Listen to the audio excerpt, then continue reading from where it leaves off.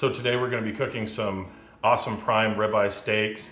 I got these down at Schatz Meat Market in Helotes, Texas. They're amazing, nice marbled fat. You can see here there's some pretty big thick pieces of fat, but that's not to worry about.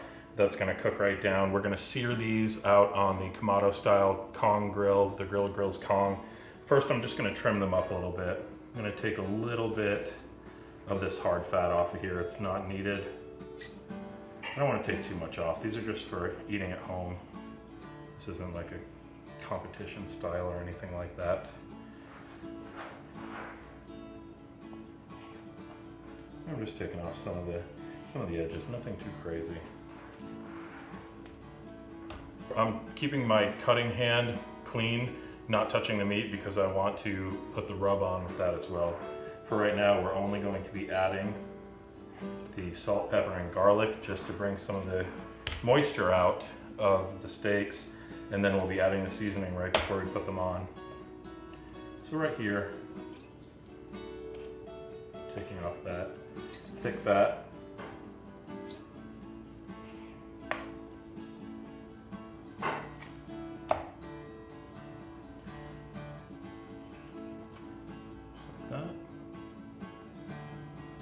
You don't have to go super crazy with this. This isn't even a necessary step. You don't even have to do this if you don't want to. You can just throw them on. They'll be great. I just wanted to get a little bit more of the seasoning to permeate in there on the sides.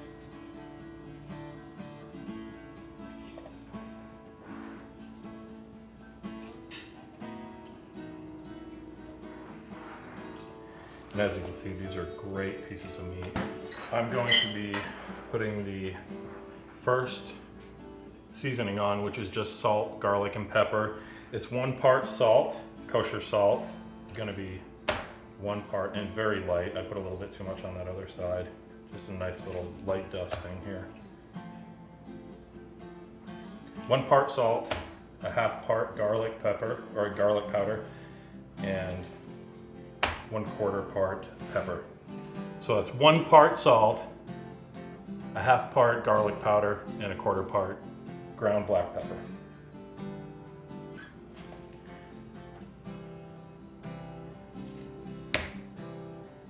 Okay, once I get a nice, light, even coat on there, I'm gonna set these to the side, wash my hands, and we're gonna go and fire up that grill.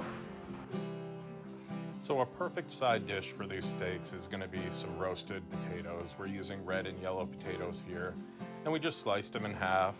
We threw on some olive oil, just drizzled it over with a few seasonings. Here we were just using garlic, salt, and tri-tip seasoning. You can use anything you want on here.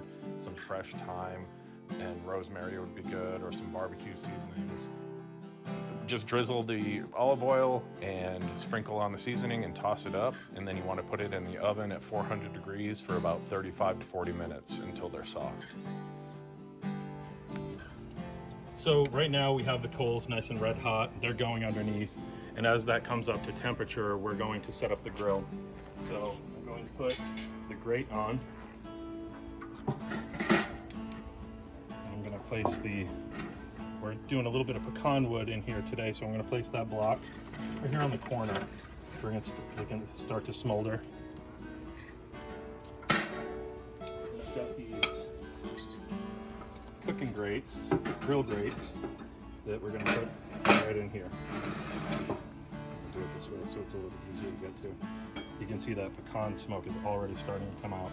So I have the bottom vent fully open down here, and then I'm going to close this down, make sure that the top vent is also fully open. Now, a lot of people say they cook their steaks, and steakhouses bring them up to 500, 600 degrees. In the Kamado, I find that definitely presents some problems, so I like to bring it up to about 400 degrees. That seems to be a really nice working temperature for this style grill. Okay. So we've let these steaks sit for about 10 minutes, 15 minutes while we're letting the grill come up to temp. And next we're going to be putting on this Cattleman's Steakhouse grill. It's a really, really great seasoning, and it can go on pretty much anything. It can go on vegetables, pork, chicken, but it really excels when you put it on a steak. I put it on fairly heavy, to be honest. I put a good coat on there.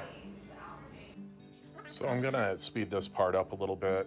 I'm just adding a nice layer of this steak seasoning to these steaks and patting it in. This is really the flavor profile layer of the steak. And now I'm gonna add the third layer, which adds a little crunch factor.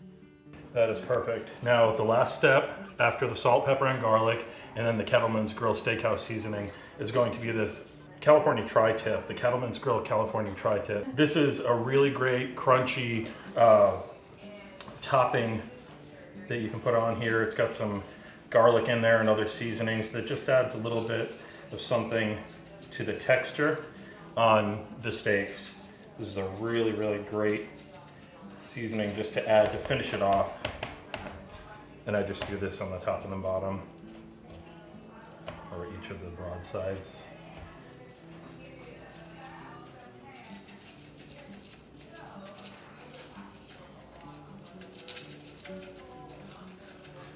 All right, now I'm gonna let these sit for just a few minutes, and once the grill is exactly up to temperature, we're gonna go out and throw them on.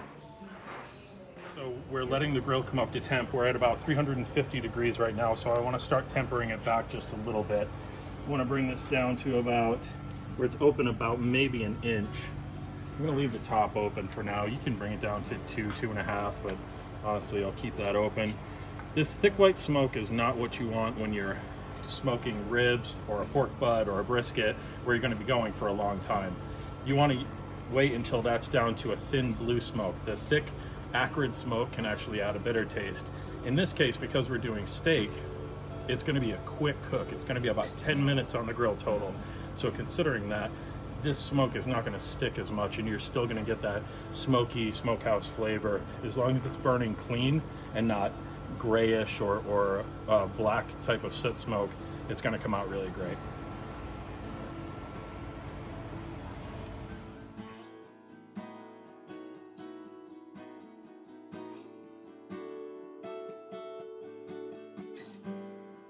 So I'm going to be adding some duck fat on before I put the steaks on these grill grates. And this duck fat is perfect for not flaming up too much and then getting the steaks on quickly. It's going to keep them from sticking.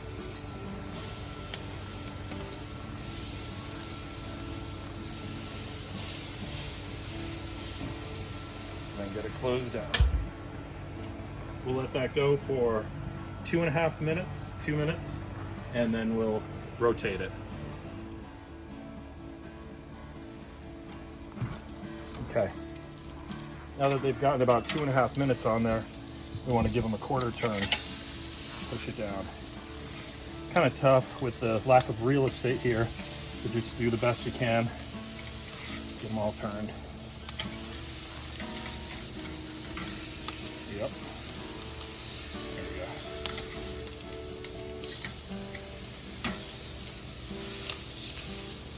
go. Okay, another 2 minutes, 2 to 2.5 minutes, and then we're going to check them.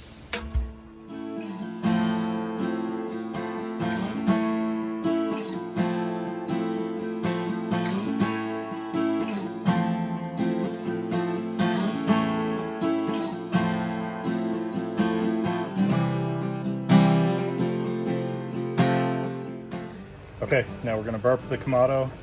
Make sure we don't get a flashback. Nice and gently open it up. Oh, these are looking great. Now we're going to start flipping them, but I also want to adjust the steaks. What I mean by that is I am going to get under here and transfer them. This one is going to go on the back now. Whoop.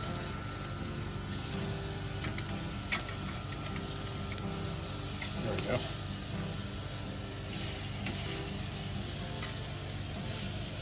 That was a bit cumbersome, sorry. And this one's going to come up here.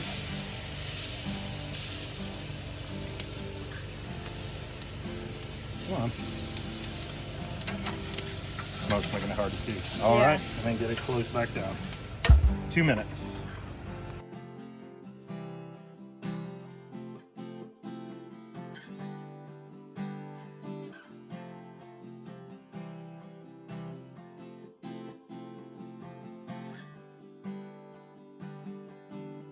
Okay, so we're gonna check these now.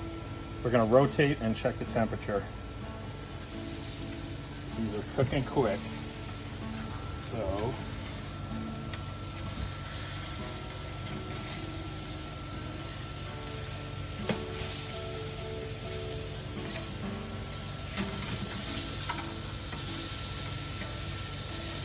okay, now we're going to check the temps.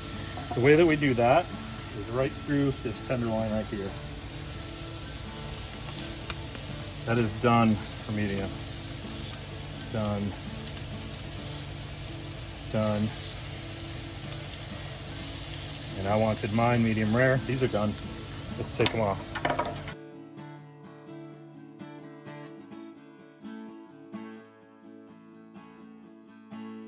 So the last step I'm going to do is add a little bit of butter onto the top of these.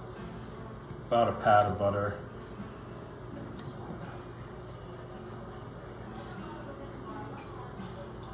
This might seem like a lot, but this is just going to melt through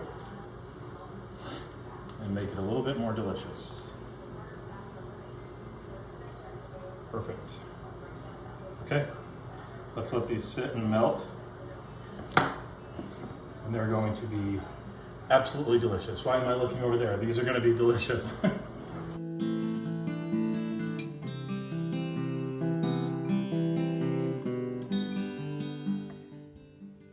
So another really great side for these steaks is some sliced baby bella mushrooms. These are just the small portobello mushrooms. You can see I'm adding right in the beginning a little bit of olive oil drizzle, some salt and pepper over the top, and a little extra seasoning. I just threw in small purpose seasoning there. Now we want to mix them up and then cover them so that they start to really get cooked on the inside. But we don't want to overcook them to where all of that condensation is forming a soupiness on the bottom. So you want to take that lid off at some point so that you don't start to get all that condensation. You want to burn that off, and all of that becomes taste in the mushrooms as well. You can see I'm adding a little more olive oil for moisture in here. And I'm just cooking them down a little bit more.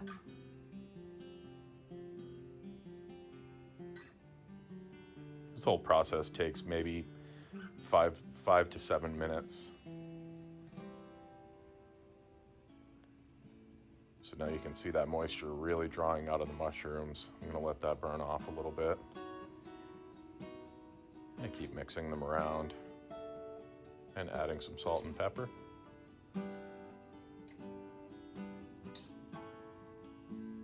If you think you might need a little bit more salt and pepper or seasoning, just try one out. They're perfectly fine to eat raw, and these are delicious on top of the steak or as a side.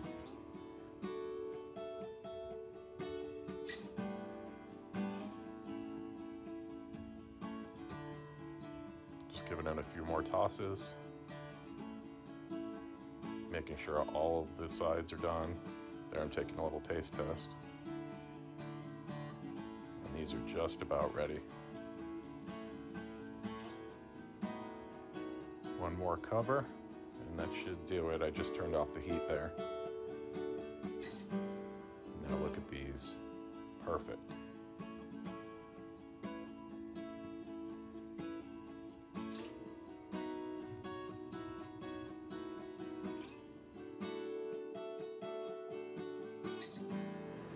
Okay, so we finished cooking our steaks. Now we're going to take a bite.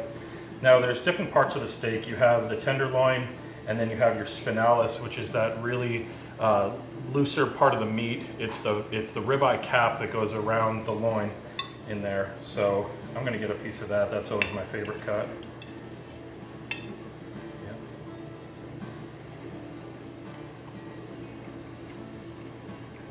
Perfect. Man, that's really good. I'm going to take another bite. Yep. And you can see you get a perfect medium rare on there. Medium to medium rare. Awesome. Very happy with how this came out. Try this recipe. Try to cook it this way and you'll see what I'm talking about. It's better than any steak you're going to get anywhere. All right. Have a good one.